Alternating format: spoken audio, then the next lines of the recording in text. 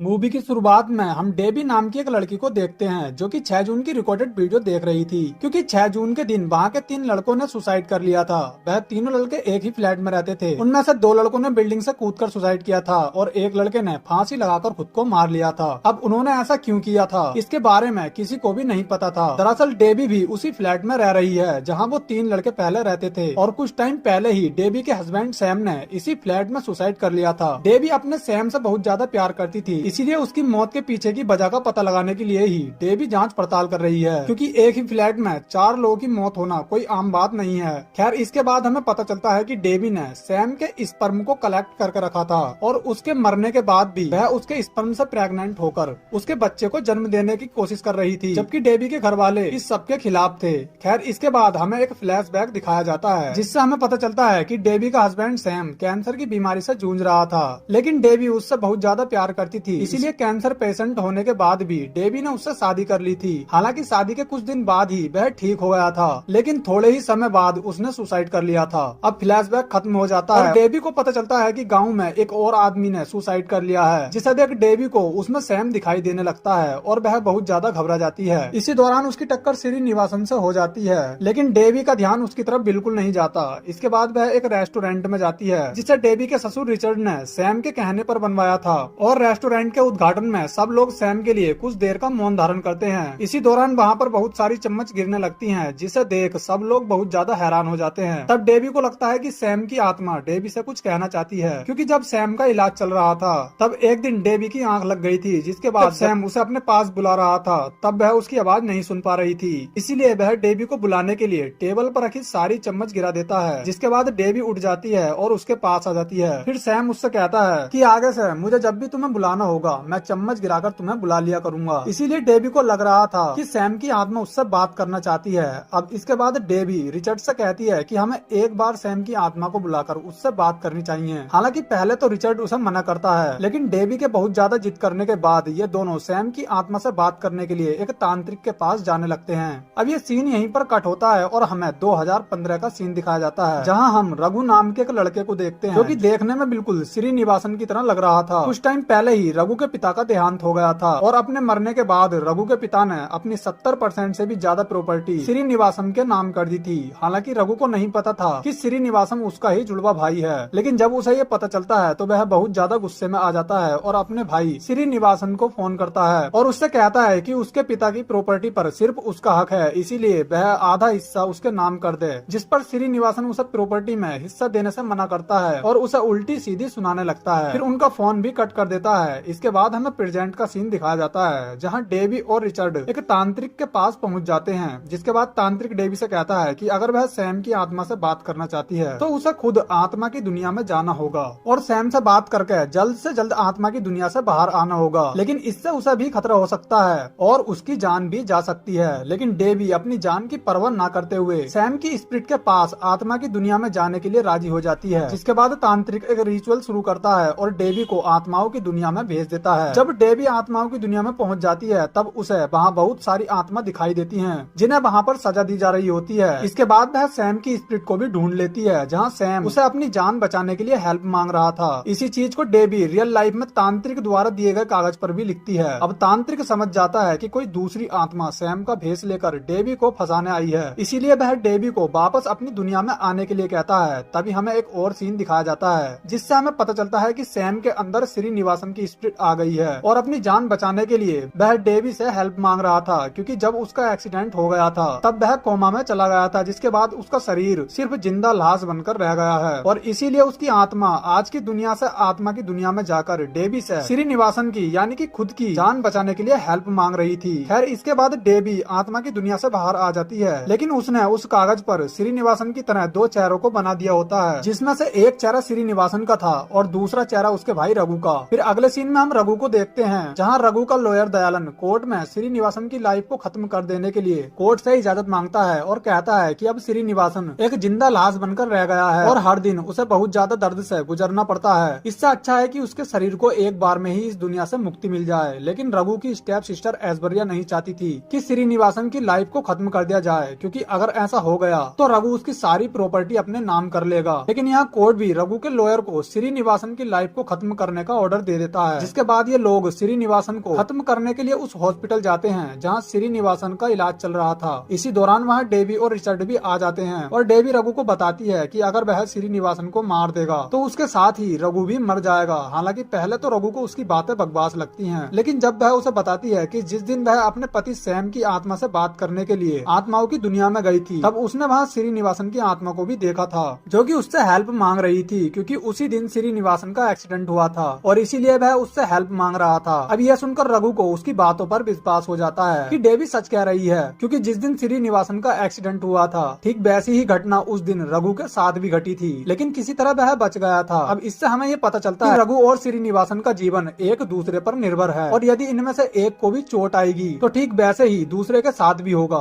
अब इसके बाद डेवी रघु को यह भी बताती है कि एक दिन जब वह श्रीनिवासन के घर गई थी तब उसे वहाँ उसके दोस्त राघवन का लाइब्रेरी कार्ड मिला था और उसका हस्बैंड सैम भी उसी लाइब्रेरी में जाया करता था। उस लाइब्रेरी में एक भूतिया किताब भी थी, पर जिसने भी उस किताब को पढ़ा था उन सभी लोगों की मौत 6 जून को हो जाती थी और मरने से पहले राघवन और सैम ने भी उसी बुक को पढ़ा था और उन दोनों के मरने की डेट भी 6 जून ही थी। यहाँ तक कि मूवी के शुरू में जिन 3 लड़कों को हमने बिल्डिंग से कूदकर आत्महत्या करते हुए देखा था वह भी 6 जून की ही घटना थी। अब यहाँ डेवी रघु से कहती है कि हो न हो श्रीनिवासन का भी उसी किताब से कोई न कोई संबंध था, इसीलिए उसकी आत्मा मुझे डीमन कॉलोनी में मिली थी। अब कल का दिन 6 जून का दिन है, इसीलिए हमें श्रीनिवासन को डीमन से बचाना होगा और यदि हम श्रीनिवासन को डीमन से बचाने में कामयाब हो जाएंगे तब डीमन की मौत की चैन टूट जाएगी और आगे से उस किताब की कहानी वहीं पर खत्म हो जाएगी। अब रघु को सारी बात समझ आ जाती है, जिसके बाद वह सभी तांत्रिक बाबाओं को लेकर श्रीनिवासन के पास जाता है और उनसे श्रीनिवासन को प्रोटेक्ट करने के लिए कहता है। अब यहाँ तांत्रिक अपने चेलों को श्रीनिवासन को प्रोटेक्ट करने के लिए कहता है, जिसके बाद वो लोग वहाँ पर एक रिचुअल शुरू करने लगते हैं और खुद तांत्रिक रघु और डेवी के साथ डिमोंट कॉलोनी जाता है। वहाँ इन्हें 3 लड़कियां भी मिलती हैं जिन्होंने उस किताब को पढ़ लिया था, जिसके बाद वह डिमोंट कॉलोनी आ गई थी। खैर इसके बाद रघु उन तीनों लड़कियों को अपने साथ ले आता है और उन्हें पुलिस के पास छोड़कर चला जाता है। तभी रास्ते में उनकी कार खराब हो जाती है, जिसके बाद डेवी इन्हें अपने रेस्टोरेंट में ले आती है। दूसरी तरफ जब पुलिस उन लड़कियों से पूछताछ कर रही होती है तब उनमें से एक लड़की बताती है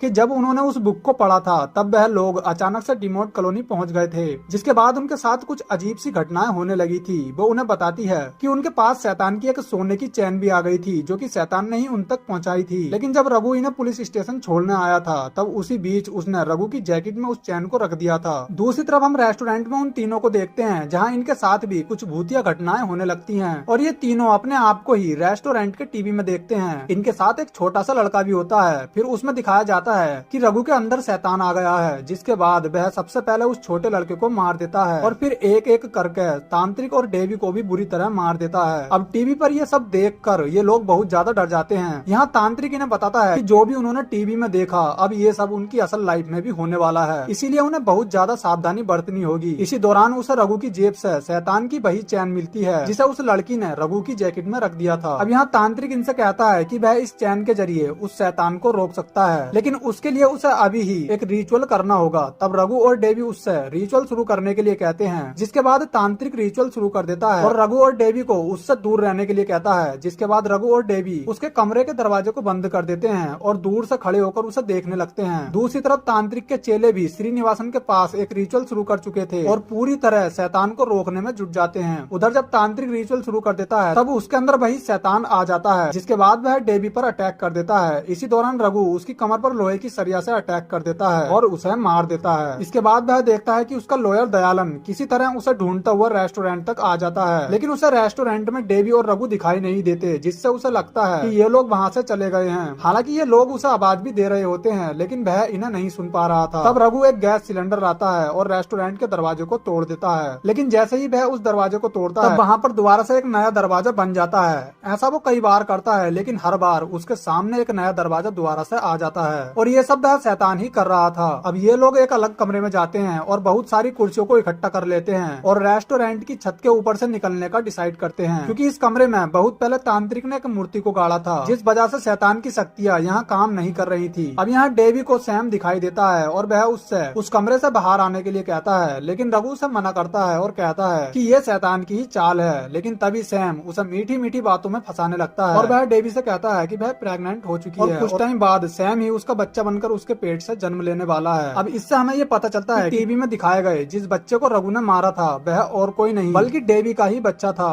वो भी सैम के रूप में। अब सैम ने पूरी तरह डेवी को अपनी बातों में फंसा लिया था, इसलिए वह बाहर जाने लगती है। लेकिन तभी रघु उसका हाथ पकड़कर उसे अंदर खींच लेता है। इस दौरान वह कुर्सियों से भी गिर गया था, जिस वजह से सारी कुर्सियां भी टूट गई थी। अब इनके पास बाहर जाने का कोई दूसरा रास्ता नहीं था। दूसरी तरफ हॉस्पिटल में श्रीनिवासन के अंदर शैतान की आत्मा आ जाती है, जिसके बाद वह वहाँ पर उथल पुथल करने लगता है। इधर रघु को शैतान की वही चैन दिखाई देती है, जिसे लेने के लिए वह रूम से बाहर आ जाता है। इसी दौरान वह असली वाला शैतान उसके सामने आ जाता है, जो कि देखने में बहुत ही ज्यादा खतरनाक लग रहा था और उसके अंदर बहुत ज्यादा पावर थी। अब इसके बाद वह रघु के ऊपर अटैक करने लगता है। तभी रघु डेवी के पास उसका फोन फेंक देता है, जिसके बाद वह उसके लॉयर को कॉल लगाती है और उसे रेस्टोरेंट की छत पर आकर उसे वहाँ से बाहर निकालने के लिए कहती है। फिर हम देखते हैं कि शैतान ने रघु को बुरी तरह से घायल कर दिया है और वह उसकी और तांत्रिक की आत्मा को निकालकर अपने साथ ले जाने वाला है। फिर हम देखते हैं कि लॉयर रेस्टोरेंट की छत से एक रस्सी फेंकता है और किसी तरह से डेवी को वहाँ से बाहर निकाल लेता है। इधर शैतान ने तांत्रिक की आत्मा को बाहर निकाल लिया था और अब वह रघु की आत्मा को बाहर निकालने के लिए हाथ आगे करता है। तभी हम देखते हैं कि हॉस्पिटल में तांत्रिक का एक चेला तांत्रिक द्वारा दिए गए एक पवित्र वेपन को वहाँ पर गिरा देता है, जिसके बाद शैतान की पावर खत्म हो जाती है और श्रीनिवासन पर से शैतान चला जाता है और उधर रघु को भी कुछ नहीं होता और इसी वजह से शैतान उसकी भी आत्मा को बाहर नहीं निकाल पाता और वहाँ से चला जाता है, क्योंकि अब इन्होंने उस शैतान के मौत के सर्कल को तोड़ दिया था। फिर ये सीन यहीं पर कट होता है और अगले सीन में हमें दिखाया जाता है कि श्रीनिवासन तो कोमा से बाहर आ गया है, लेकिन अब